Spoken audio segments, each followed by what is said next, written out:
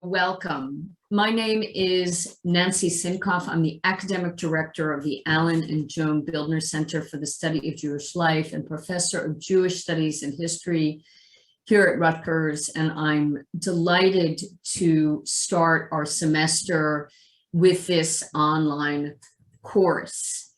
The format tonight is a meeting style, which is why you can see everyone. You can kind of scroll through and see people, but you are all muted. If you have a question, and I hope you will, and all questions are great to ask, please write it in the chat. We've decided, because the material is, I think, unfamiliar to many of us, or at least the interpretation is going to be different perhaps than what you imagine, to have a break around 25 minutes into the session and then questions at the end. So that'll, allow you to be thinking about what you might want to ask. If you don't ask it in the first break, you can ask it towards the end. Closed captions are available. I think they've been set up in a meta way, but you should know that on your own screen, you can click on the CC button. It says show captions, and that will allow you to see a simultaneous translation. Mind you, it's not always perfectly accurate, particularly if there's a foreign word. So sometimes the translation is a little odd, but at least you'll have it for reference. And this mini course, this 3-session mini course, is being recorded, and it will be posted on the Bildner Center website in a few days, so after each session, and that way you can review it or share it with other people, which we hope you do. It's open to the public, as are all of our online courses. These are free and offered to our public, and we're extremely happy to be able to do that. So tonight's class is part of a 3-session mini course called A Stranger to My Brothers: Who and What Were Apostates in Ancient Judaism? And it is being taught by Avraham Yoskovich, who is the Jerome and Lorraine Arresting Visiting Scholar here at Rutgers this semester. And we're so happy to have him here. Dr. Yoskovich, as I said, is the Arresting Visiting Scholar, and he is a scholar of Talmudic literature, of Babylonian Gaonic literature of the early Islamic period, and the history of late antiquity. So those are his fields of expertise. His interests are wide, and they include the question that is the center focus of our class: apostasy in late antiquity. He's also interested in the related topic of interreligious or intercommunal interactions and the history of Jewish law. Of course, all of this obtains to the question of who's in and who's out in these communities. Dr. Yoskovich has been a postdoctoral fellow in the Department of Hebrew Literature at Ben-Gurion University of the Negev, as well as a researcher for ALMA, which stands for an Open Atlas of the Jewish World in Antiquity. And this is a digital humanities project as part of the University of Haifa, which is of great interest in today's academic circles of the whole question of digital humanities and using big data to understand literary texts and others, mappings, and also sharing the data with the world. Avraham Yoskovich also leads tours in Israel, which focus on Israeli history and culture. So please welcome our Arresting Visiting Scholar, Avraham Yoskovich. I will be muted during the majority of the beginning part of his presentation, and I will come in to moderate the questions during our first break and then at the end. Thank you again, everyone, for joining us. So great to see you. Thank you, Nancy. Hi, everybody. So good to see so many people coming to hear about Jewish history and literature. I want to thank first to Nancy and all the staff at the Bildner Center and Jewish Studies Center in Rutgers for inviting me and hosting me so nicely and helping me assist this program and this specific mini course. I hope you all enjoy. The presentation would be, I will speak for let's say 20 minutes, and then we will give some break for questions. So you are all invited, excuse me, and to write questions on the chat, and we will relate to it later. If you were a smaller audience, maybe I would begin by asking you to tell me, what do you know about Jewish apostasy? Or what you actually hear when the word apostate is pronounced. However, because we have such a large group, I will start with an assumption that there are several meanings of the word, often negative, and that jump into your head when we say apostate, such as conversion, evil people, evildoer, betrayers, mixed marriage, or other involvement with the Gentiles, or specifically with Christians. In the next 40 minutes, I want to challenge some of those connotations from both historical and textual perspectives. I'm not going to say that these connotations are wrong, but I'm arguing that they are incorrect in certain historical contexts. We have to examine the meanings of the word in each specific case of Jewish literature and history, and then find the best solution to the word, bringing into account the specific linguistic context and social, legal, and historical circumstances of every case. I just forgot to share my presentation. Let me share it. Does that work, Nancy? Yep, okay. All good. Great. So before we delve into the details, I want to demonstrate the problem by going to another field of an absolutely different field of Jewish literature. Let's say that I'm a fan of a sports team, like this is true, like the Boston Celtics, okay? And this is absolutely a defined club, a well-defined sports organization. Its members are only those with certain aspects that make them the fans of this specific club. What actually makes someone to a fan of this team? Maybe it will be wearing this shirt of the club every week. Maybe it is being familiar with the name of the players, or maybe fans need to visit Boston's Garden, the place where they play, a few times a year, or can they maybe just watch the game on screens to belong to this club? This is different ways of defining the belonging.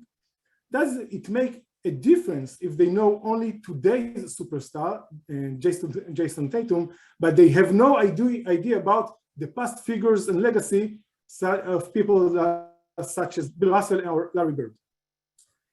What about if I was a real fan in the past, but today I've changed? Today I only have a sentiment to the group, but I do not actively participate by watching the game, not on screen or in the place itself.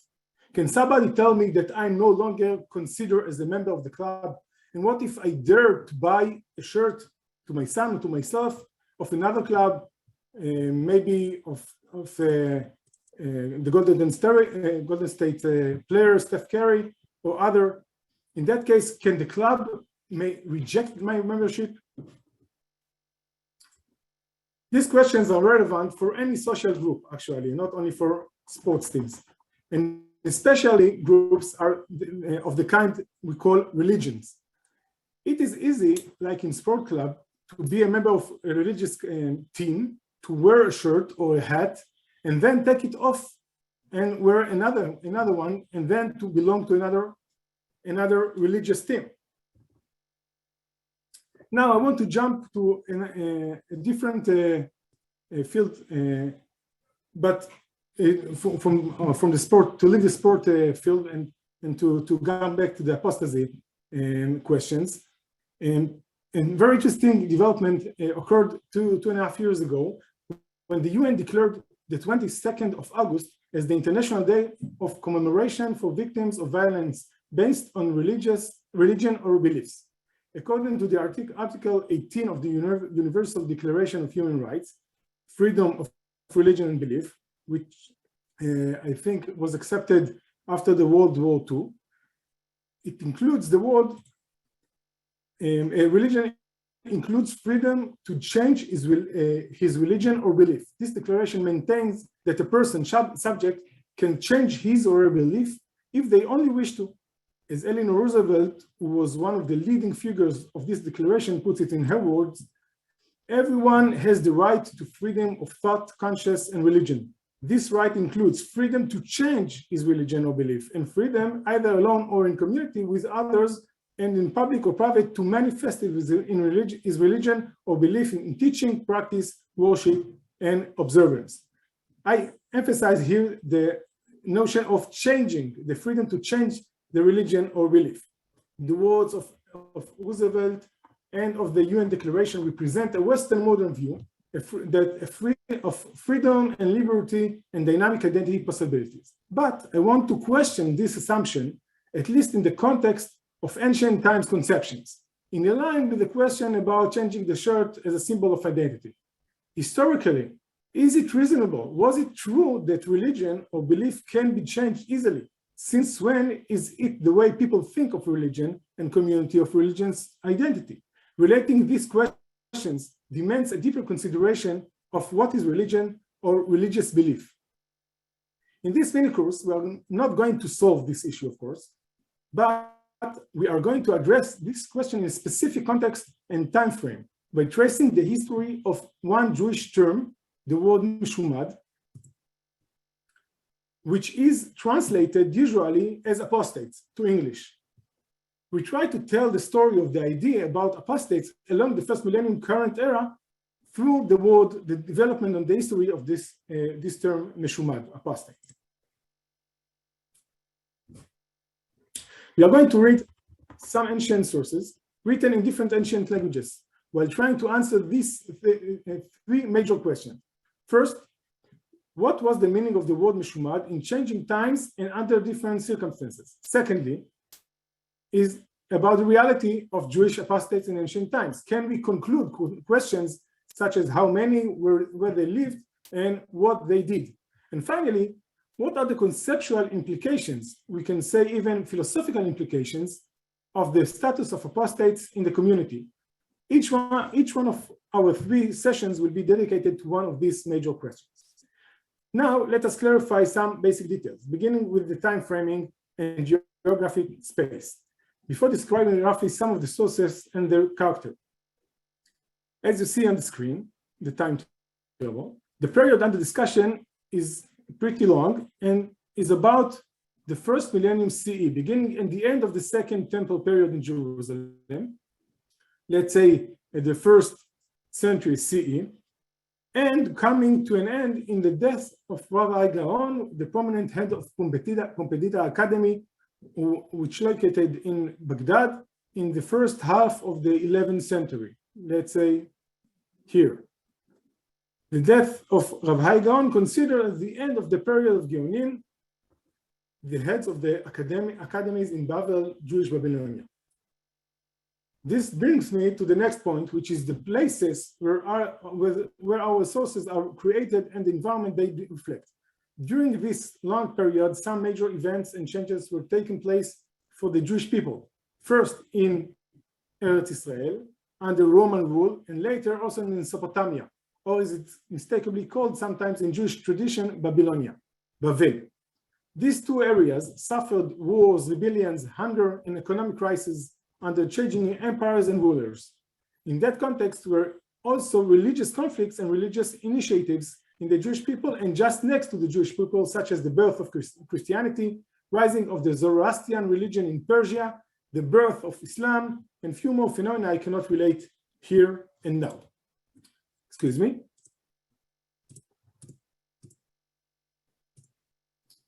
Yes. One of the major changes, which is connected to some of the events just mentioned, is the location of the Jewish community and the change in organization and authorities as a result of different locations and environments. Since early periods, and for centuries, The main settlement of Jews was Eretz Israel, which was called by different names over the years, most of times divided into sub-areas such as Judea, Yahud, Samaria, Edomea, Palestina, Prima, Seguda, and Tritza, and more other names. This is, of course, the right corner here of the left circle. But since the 3rd century and later, a meaningful and influential Jewish center emerged in Mesopotamia, which became the center, the most influential Jewish community for centuries, at least until the end of the millennium, which is located in the center of this right circle. This change is not mere geography. The cultural, material, and religious circumstances in Mesopotamia were meaningfully different than their equivalent in the West, in Roman and Byzantine Eretz Israel. I will mention only few aspects worth noting. First, the culture in the East at that time was Persian under the Sasanian dynasty here, which was the dynasty that took the lead at the beginning of the 3rd century. Under the Sasanian Persian dynasty, an ancient Persian religion came back to life, which is the Zoroastrianism, the religion of Zarathustra. From a material perspective, it is most important to bear in mind the different climates, different economic system, and different resources available in Mesopotamia. While in the West, there is a moderate Mediterranean climate. Mesopotamia is a desert in which the 2 big rivers make him a rich place of civilization, as you can see here, the Tigris and the Euphrates. The water, which is the most basic resource of making life possible, is coming from the sky in the West by rain over snow, and while in the East, in the desert of Iraq, the rivers are the only source of water, and therefore the big rivers are the source of life. Broadly speaking, this is the reason why most of important ancient civilizations developed in the rivers valleys, such as the Amazonas in America, the Yellow River, the Huanghe in China, the Nile in Africa, and the Perat and Hiddekel, Euphrates and Tigris in Mesopotamia. This fact affects dramatically the way of living in these 2 areas. Ancient Israel depends exclusively on rainwater, and its agricultural tempo and life are connected inherently to the water cycle along the year. In Mesopotamia, in contrast, the main challenge was to deliver the water from the river to more distant places. Thus, a well-developed canal culture was emerging through the ages. Other professional, financial, cultural, and religious aspects reflect this gap between the places, which can be addressed in general merely as East and the West.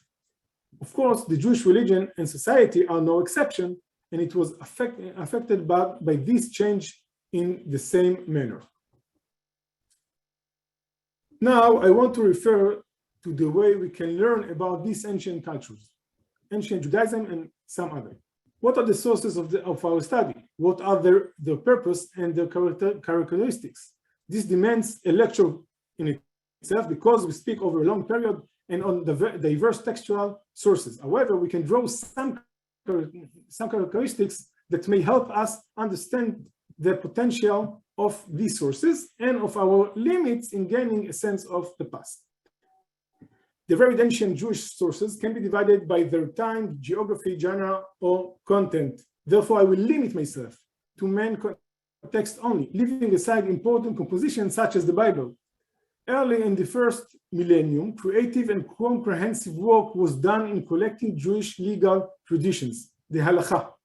The main texts reflecting this work from the 2nd and 3rd centuries are called the Mishnah and the Tosefta. The Tosefta is a word in Aramaic meaning in addition. These 2 texts preserved mainly many traditions of legal instructions and disagreements in almost every possible aspect of life for an ancient Jew in Israel and outside Israel. Few traditions are referring also to conceptual and religious emotional aspects, some parables or some stories.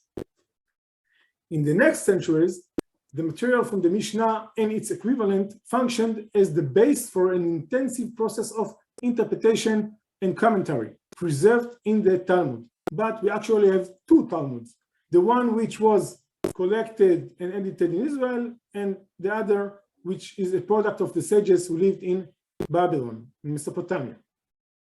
Both used the Mishnah as their textbook, on which they added many other contents such as commentaries, stories, legal discussions, natural information, medical instructions, and other genre.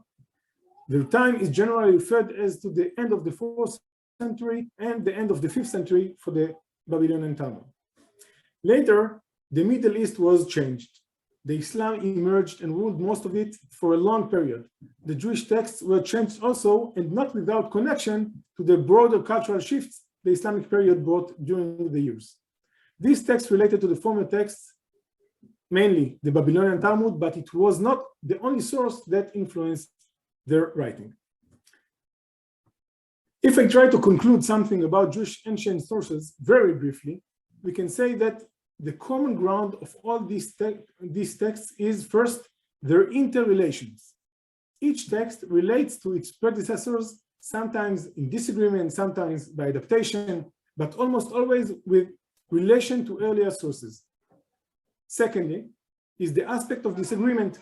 All mentioned Jewish texts reflect a deep sense of disagreement as an initial aspect of its tradition. This is an important aspect of this literature, which I cannot stress too much. The texts do not hide disagreements or blur any arguments. Debate is the basic structure in the Mishnah and in the Talmud, and this point can be developed in further opportunity. But I will stop for right now, and we'll leave some time for questions on the introduction.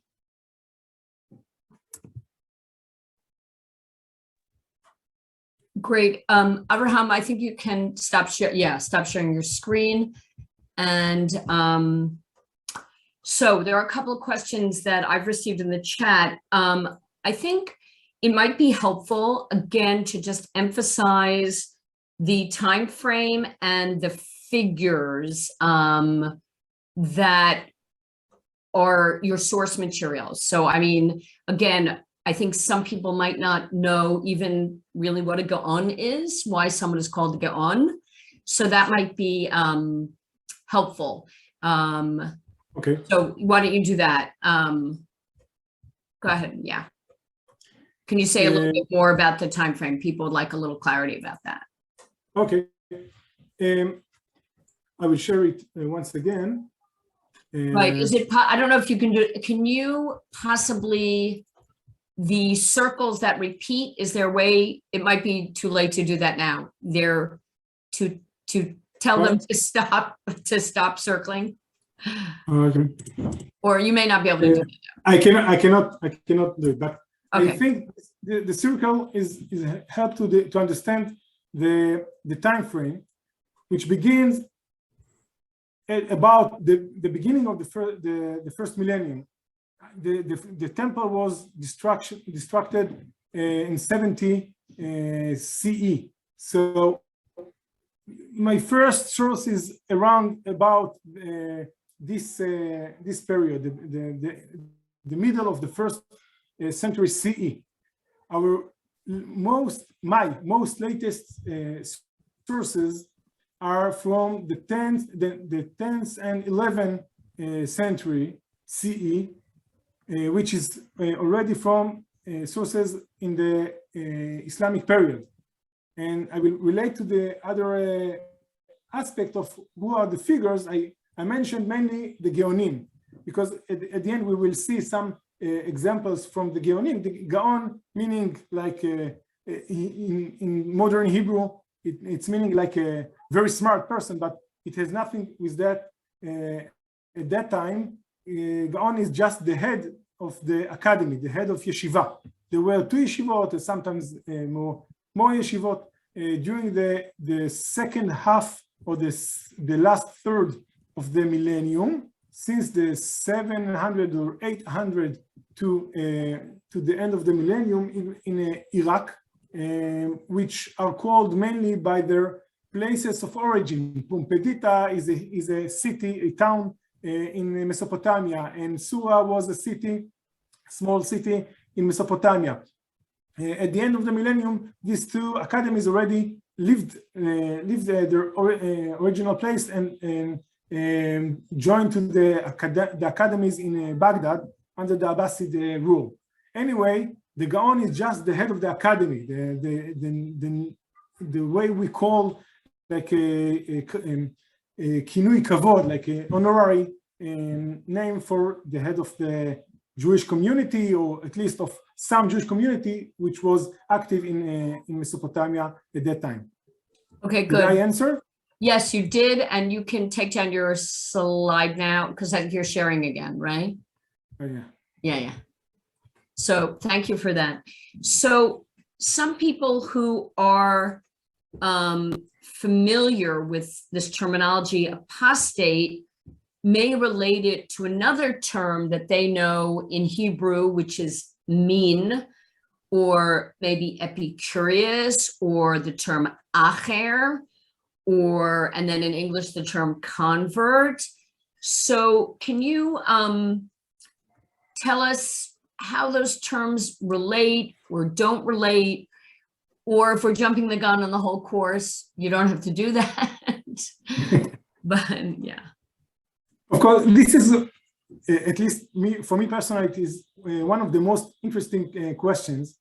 And it always emerges.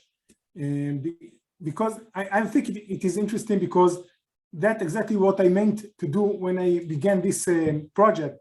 I tried to writing a dictionary or a lexicon of the liminal figures in Jewish literature. But I found out of the liminal, the ones who don't fit between one place or another. They stand on the border, maybe inside the border, outside of the borders. But I just I figured out that the border itself is not clear when it was established, what is meaning. And I found that the Meshumad in itself is a whole scene of development, of activity along the millennium, along the development of Jewish sources, and it deserves a discussion for its own, in itself. Actually, there is some relation between, of course, there is some relation between the Meshumad, the apostate, to other names as the mean and maybe convert later. But I think that this meeting, this identification of the different names is a result of a later period. Each of these terms demands a specific discussion when this identification with other happened, but basically they were different in the ancient sources. So I began from ancient sources and I found that Meshumad cannot be a min, and min cannot be a Meshumad, and Acher is absolutely another person, and is not accused in the same acts that the Meshumad or the min did. So we have to kind of separate and organize the whole scale of these liminal figures from the basic sources, and not to assume identification or kind of overlap between the terms. I can just say that in later periods, let's say the Middle Ages, of course, that mean is very similar to Meshumad, and sometimes a figure could be either Meshumad or min in the same sentence. But this is, of course, because the reality was very different from the original reality of these terms. Right. So in many ways, what you're saying is that the terms themselves are fluid because the boundaries were not set. And as the boundaries shift, it's sort of like, I'm thinking about your sports metaphor, a little bit, the goalposts, you know, if you're on a sports team and they change the rules and they move the goalposts, the success is going to change. I don't know much about basketball, but I think they've changed the size of the court, right? At some point, right? Or they change where the 3-point, where you get the 3-point. Or the club could move to other city. It happens a lot. Right. Well, they do that all the time, right? All of a sudden, they lose their belongings. Right. Original. Okay, we have one question. Then I want to give you time to move on, but it's about, and I think it's a very critical. The question is very sophisticated, but I think we can even start with a more simple thing, which is, can you say a little bit, just a little bit about Zoroastrianism because you said that was that was part of the context for the Persian, right? The Persian Empire and yeah. Absolutely. So, sorry. Zoroastrianism is part of my my love. Basically, Zoroastrianism is a very ancient Persian religion. We can trace it back to the late second millennium BCE, which means 4,000 years almost. But one of its very special characteristics, excuse me, is that it was an oral tradition, or it was part of oral tradition, which was transferred by recitation of text for many years until the beginning of the early Islamic period, which means more than 2,000 years. And that makes the Zoroastrianism a bit hard, a bit difficult to understand, because the language was different, and we don't have many texts from the real ancient times, but we have texts from the 8th or 9th and 10th centuries CE, from the Islamic period, that kind of preserving much information about the old tradition. Basically, from theological, religious, conceptual perspective, the most important figure in this religion is Zardusht. This is the way to pronounce the name in Persian, which most of you probably know as Zarathustra, like Nietzsche's book and so on. But Zardusht was the kind of a prophet of the religion, and the religion is mainly concerned, the common perspective is that it considered as the religion of the black and white, the bad, the evil, and the good. The world is actually the place of a kind of eternal war between the two sides of the reality, the evil and the good. And the good, of course, must win by doing religious good acts, deeds. This is the main, just very briefly summary of Zoroastrianism. We cannot hear you, Nancy. I said that opens up a huge question, which I'm not going to pose now, which is, of course, the influence of Zoroastrianism on the development of late antique Judaism. We're not going to go there. We're going to go back to our apostates. So very interesting, but we cannot relate. Not right now. But so everyone, please think about things you might want to ask, put them in the chat. And Dr. Yoskovich is going to continue with his presentation. Thank you. Okay. Let me continue. I hope you all took a deep breath, because after this brief survey, I want to exemplify the method I used concerning the changing meaning of words and the historical and cultural potential for us as scholars. For me, language and specific words are actually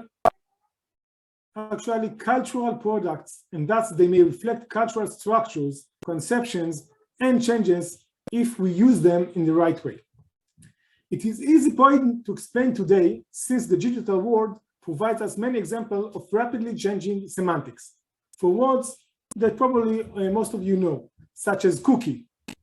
Okay, let's see the cookie. The cookie, of course, is a food item, which we all know, but today, you know that the cookies known as the HTTP's cookies, and nobody mistakenly understands the word cookies on his screen as a sweet snack or something. This is a very meaningful change. The same is true to the Trojan horse for malware programs that plug the internet, although no direct line goes between the original horse from Troy to the abstract mathematical algorithm that this phrase denotes today. From the changing meaning of these terms, we can certainly learn something about the period, something about the culture and the material culture that influenced the change in the meaning of these words since their original usage. So let us try to do the same while reading the word meshumad in Jewish sources. What was the meaning of the word meshumad, apostate, in changing times and under different circumstances? Who used the term meshumad, in what context, and what was the meaning of this word for him? I must clarify that this word didn't exist in Hebrew or Aramaic of the Bible or later centuries. The first occurrence is in the unique and enigmatic text, which is called Megillat Ta'anit, which means in free translation, the scroll of fast days. The fast days are not about food only. This text contains a list of sacred days in which no mourning is allowed, and it was composed or edited in the 1st century CE.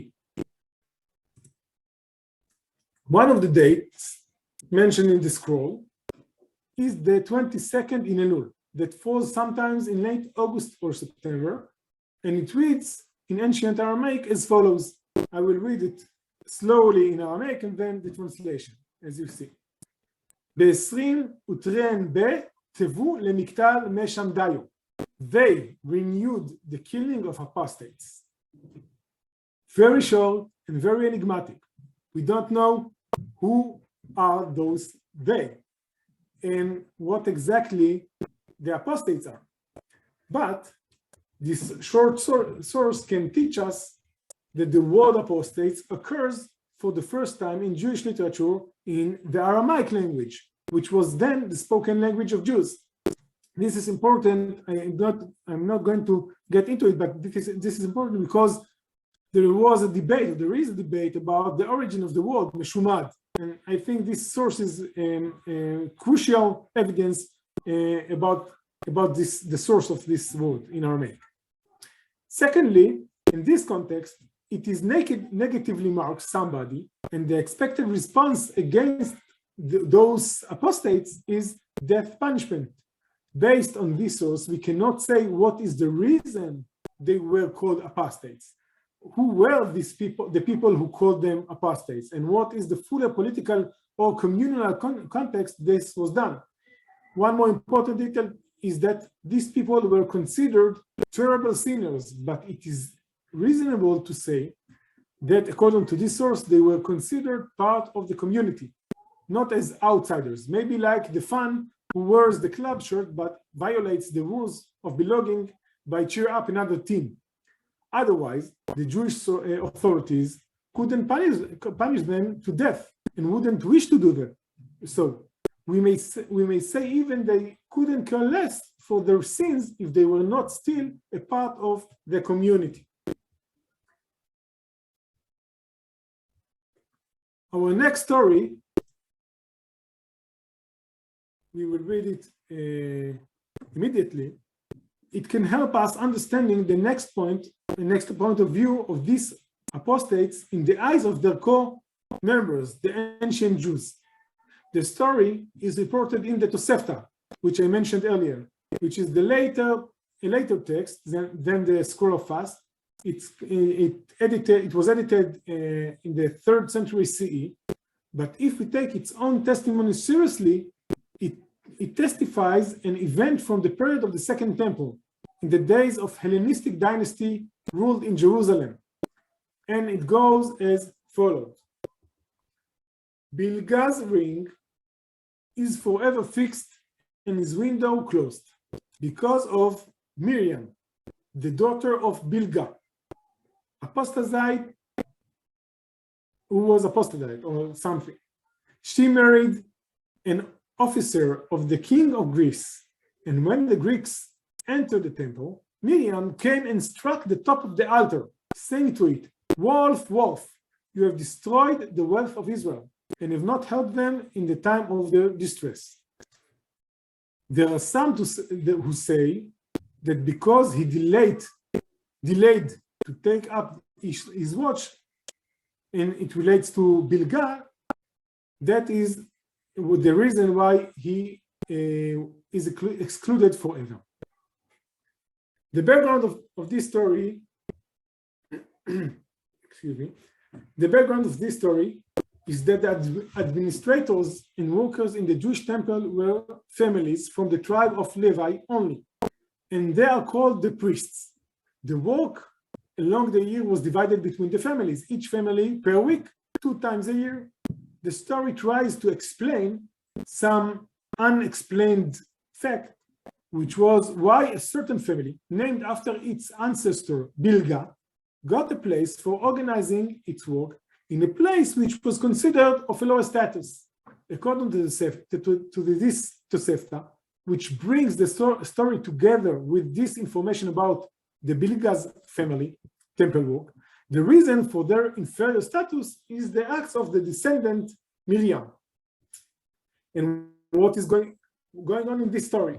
The scholars debated about it, but basically we can say confidently that it talks about a woman, her name is Miriam, the daughter of Bilga, who married an officer from the Greek army, namely an Hellenistic man. It is worth noting that the name Miriam was, according to the recent research, the second popular name of Jewish women. Anyhow, the second clear element is that she, Miriam, entered the second place, the temple, and acted in a bold manner, calling the altar a wolf, using the Greek word for a wolf, which is locus. That act expressed her frustration or similar emotion concerning the altar, which costs for the people of Israel so much. I think this text challenges a common assumption that apostasy is a matter of marriage. I suggest to think about this text or this story as demonstrating the complexity of the exact ancient use in the term apostate.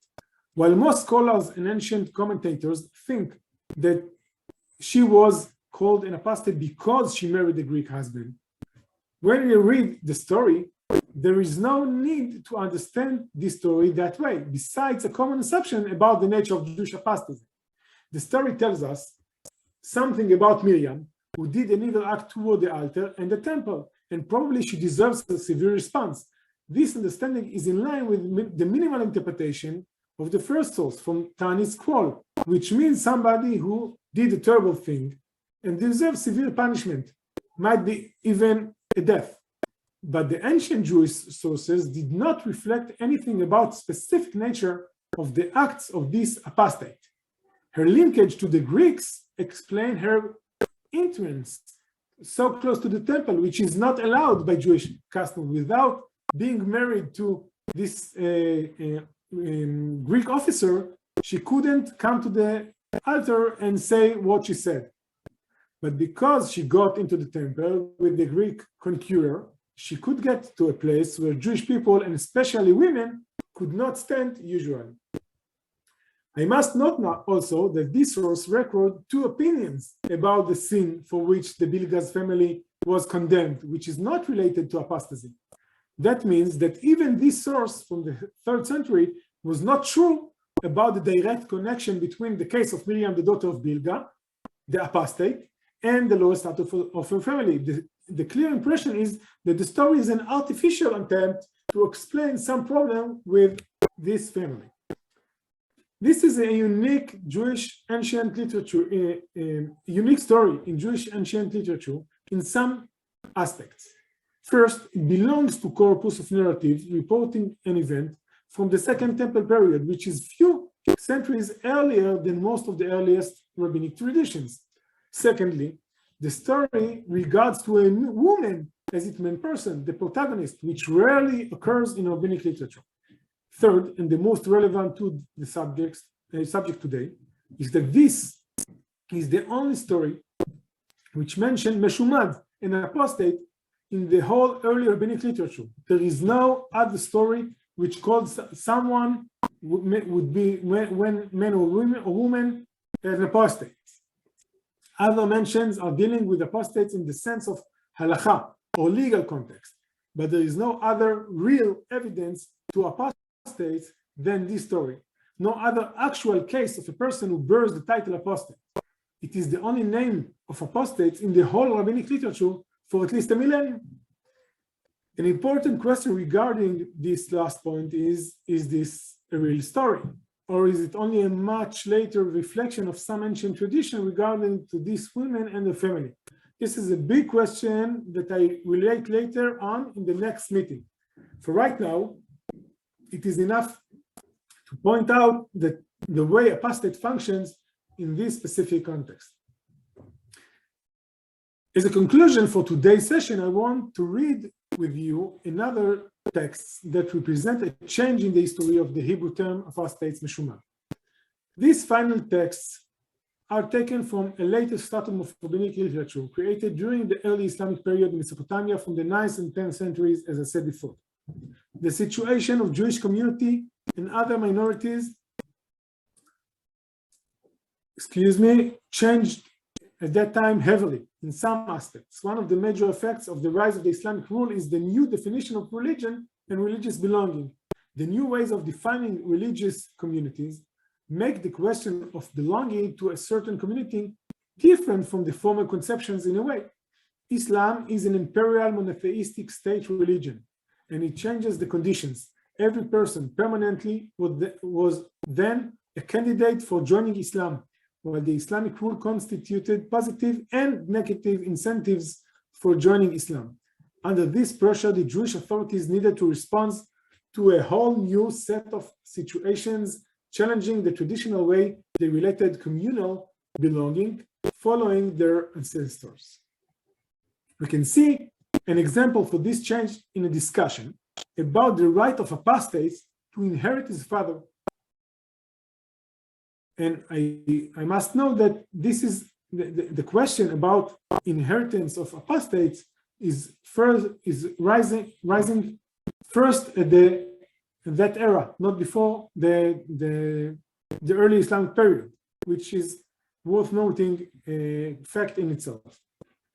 We will talk about it probably later about the question from conceptual perspectives. But at the moment, I wish to show the way Gaonic authors applied the word meshumad, apostate, in their new circumstances.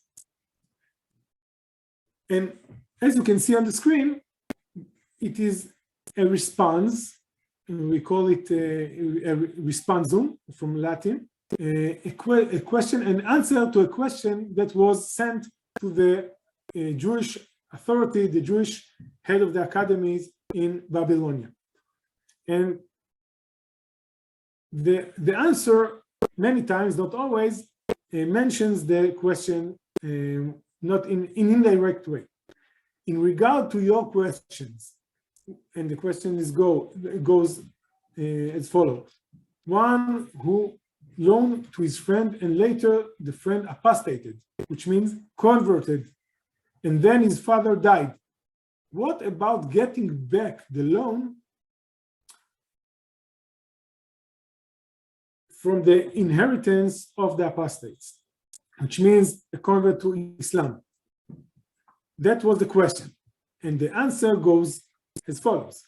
We saw our teacher, Rav Natronai Gaon, which is the name of one of the greatest head of the academy, who said that apostate cannot inherit from his father.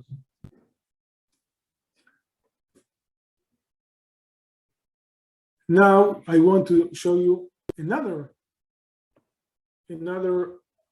question or answer about it. This is our opinion, that a person from Israel who died who died is inherited only by his descendants who deserve to get his inheritance. Whether apostate or Israel, the descendant is a legal owner.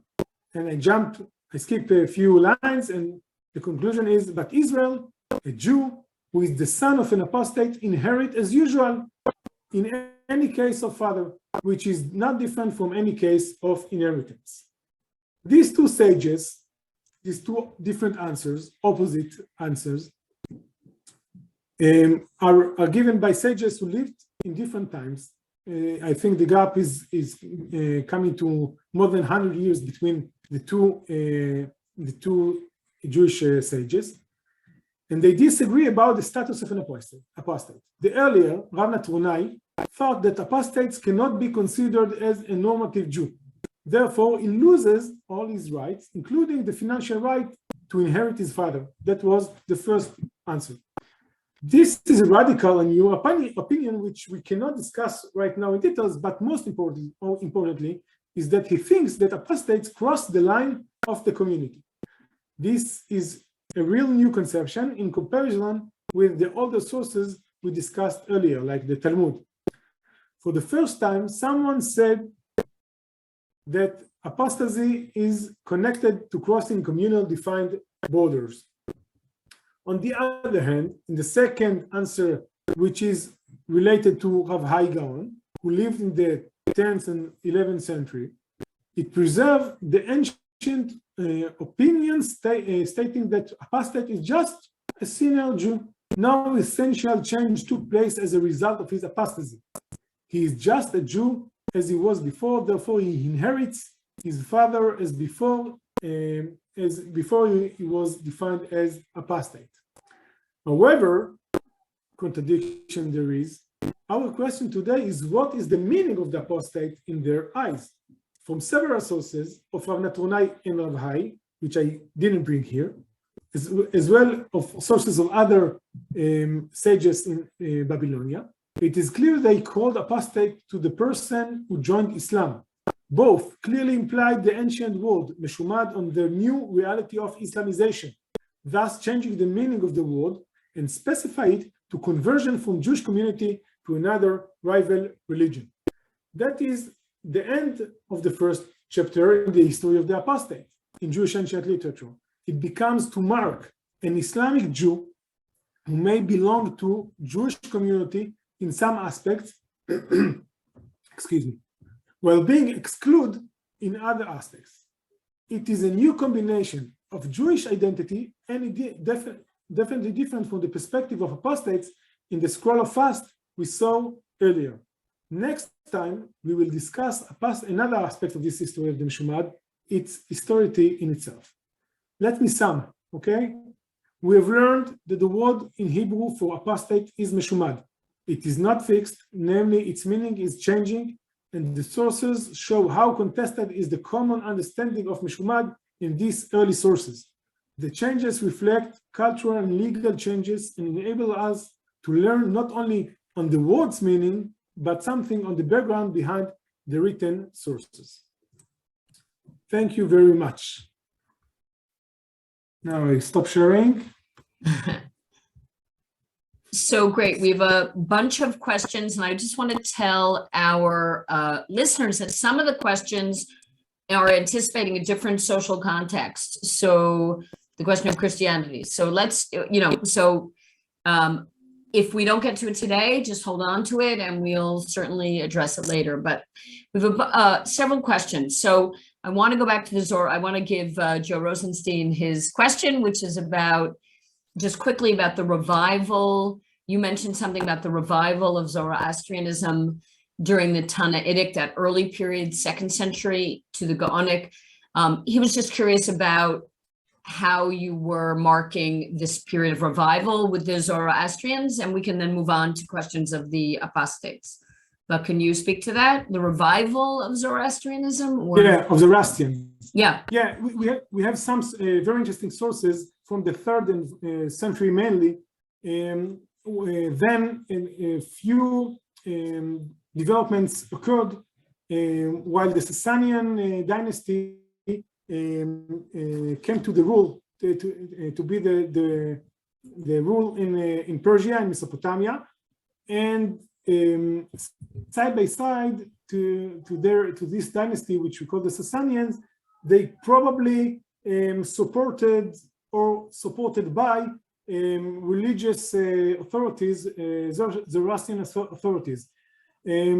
We have today not today, or the findings are already exist for 200 years, but we have some findings that inscriptions and tombstones that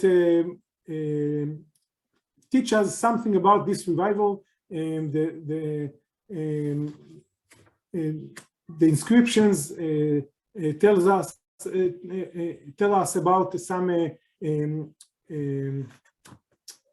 trying to make the Zoroastrian religion the religion of the states, as I said about the Islamic state later. But it was we can see from there that he mentioned the inscriptions mentioned Christians and Mandaean and other minorities in the Zoroastrian under the Sasanian rule that were kind of enforced to adopt Zoroastrianism. We don't know, or we can assume that it is not the real picture that the inscription is drawing, but at least that's what they try to do. And we know about some priests of this Zoroastrian religion that lived during the 3rd and 4th, and maybe the 5th century, and were powerful side by side to the Sasanian dynasty of the Persians. Did I answer the question? Well, Joe will have to tell you, he'll tell us later. But I think, Okay. it's very, I think that, I can just tell you, I think for many people, you mentioned that some of the evidence is coming from tombstones and inscriptions. And again, this is a very different way of getting at culture. Those individuals or in our listening audience who know Rabbinic Judaism and value it and know it as a textual tradition that defines Jewish life, for the historian or the academic, we're always trying to look at other kinds of ways, because the Rabbinic tradition is a self-reflexive, self-congratulatory tradition. And so I just hope people are hearing that by looking at a tombstone of the period or an inscription or art or an evidence from other languages, it muddies the linearity and it muddies the certainty that, and obviously the Rabbinic tradition is very varied, but it certainly muddies a kind of later view of what the development was of this thing called the apostates. So thank you for that. Yeah. I absolutely agree. Okay. Go ahead. I'm sorry. I just want we use material culture and other aspects of culture to do history in Jewish culture and in other disciplines, but in the Zoroastrian context, it is most important because, as I mentioned, we have almost no textual evidence until very relatively late period. So the material culture is most of our sources to the history of this religion. Yeah, fantastic. So interesting. Okay, so a couple of other questions. Sort of a straightforward one, maybe kinda. The root of Meshumad is Shin Mem Daled. What other do you think about, or have you thought about? I'm sure you have. What other Hebrew terms is it related to? Is it useful to go that route? Is it not useful to go that route? What do you think about that? Of course, I can refer to my ongoing book, but unfortunately, or not unfortunately, it will be in Hebrew, at least at the beginning. But somebody who is interested in the root can read it. Of course, this is a question I kind of throw it during my talk, that there is a debate. What is the root? Actually, I would be very correct and brief, and I would say that my opinion is the root is coming to Hebrew from Aramaic. You actually observed my main evidence. There are some more evidences to this explanation, but we know the first source is coming from Aramaic. The Aramaic root of Shin Mem Daled of Shamad is well known and well testified in early periods, and its meaning is kind of a curse or a ban. And in my opinion, personally, is that the word Meshumad developed from the Aramaic root, meaning kind of someone who deserves a penalty or a curse or something like this. Right. Someone who is punishable, should be punishable. Yeah. But not clear what the punishment is for. Absolutely not. This is the ambiguity that we have to contain. Okay. So someone else going back to your story about Miriam. My daughter's name is Miriam, so I love the fact that it was the most popular name. It's not very popular now, so there you go. The second popular name. You know, Tali Lan wrote about it. She found this information. Tali Lan wrote about it. Yeah. That's another. I don't want everyone to go in the weeds here. Okay. So, but the question is about Miriam. In the story about Miriam, her father is criticized for not being on watch, right? Can you explain what that means, not to be on watch? And again, can you clarify? You did say it, but this phrase "wolf," why she calls the altar the wolf? Okay, I'll try to explain once again. I think it worth of sharing once, because it was a kind of complex text. Here it is. So Bilga got, according to the Tosefta, Bilga got a very low status placed in the temple, which they're supposed to be organized, like cabins and clothing and maybe eating. This is the play of logistic purposes, that each mishmeret, each family must have while being in the temple for a week. But as in any place, in any space, there is kind of a hierarchy, kind of different levels of status. And Bilga got the lowest place in the temple. And the purpose of this story in the Tosefta is to explain why they got that place, why they were so low status in relation to other priestly families. And the story, or the Tosefta actually brings the story as one explanation. And at the end, as we can see in the last line, there are some who says that there is another reason for this low status, which is that they just delayed the time of the watch. They didn't stand on time as expected from a priestly family that is demanded to do the work of the temple. They just were Israelis in a sense and came 10 minutes later. And that is the reason why they get this low status. And this explanation is kind of competitive with the first explanations that sees this low status as a result of Miriam's act. What was the act of Miriam? It was the second part of your question. She came to the altar and used her shoe to struck the top of the altar. The sources doesn't mention the shoe, but other sources mention that it did it with the shoe. So it is kind of dishonor way to relate to the altar, to the temple at all. And she said, "Wolf, wolf, locust, locust, you destroyed the wealth of Israel.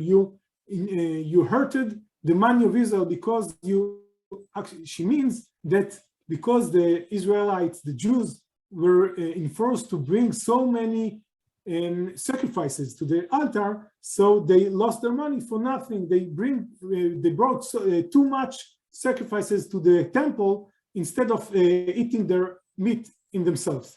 So she kind of blamed the temple, blamed the priests, blamed the altar that they wanted Israel's money and hurted or makes the nation of Israel, the Jews, more poor, less wealthy, and didn't deserve enough meat for self-consumption, let's say.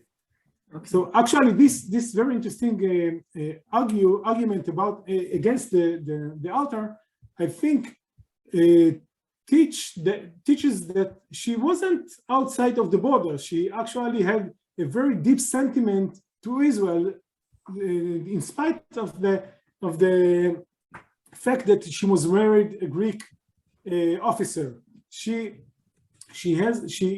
considered herself as part of the circles of Israel that were injured by these sacrifices in the temple.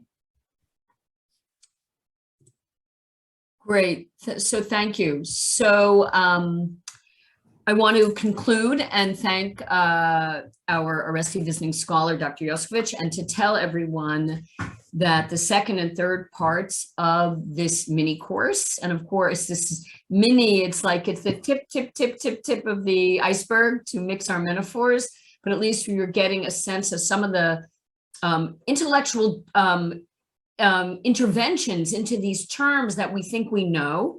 So next class is on Wednesday, same time next week, 7 to 8, and then again the following Wednesday. I also want to remind everyone that this is the 25th anniversary of the Alan and Joan Bildner Center here at Rutgers.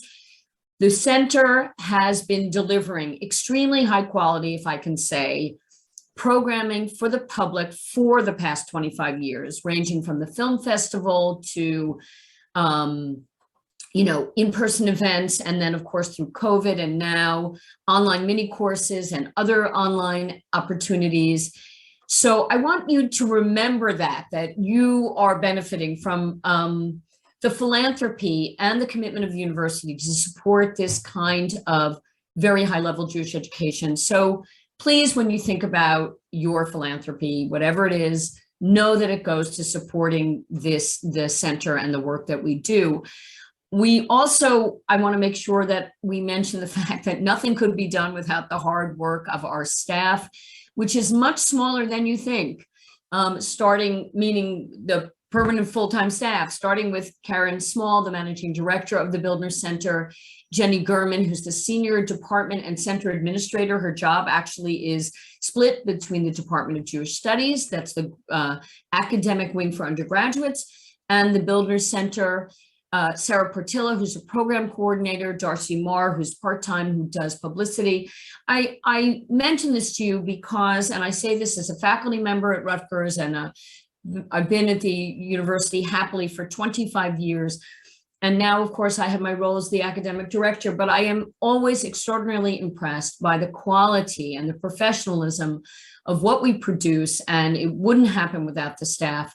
And it is just much smaller than you think. What we produce is much greater than the staff size. So please remember that when you think about supporting the Bildner Center, and obviously our ability to bring people of the caliber of Avraham Yoskovich and all the other visiting scholars that we bring. So last note is that mark your calendars for an in-person event on February 22nd at Trey's Hall. My colleague Azan Yadin Israel is going to be talking about his new book, which is just out. I got to hold it in my hands yesterday, and it's called Temptation Transformed: How the Forbidden Fruit Became the Apple.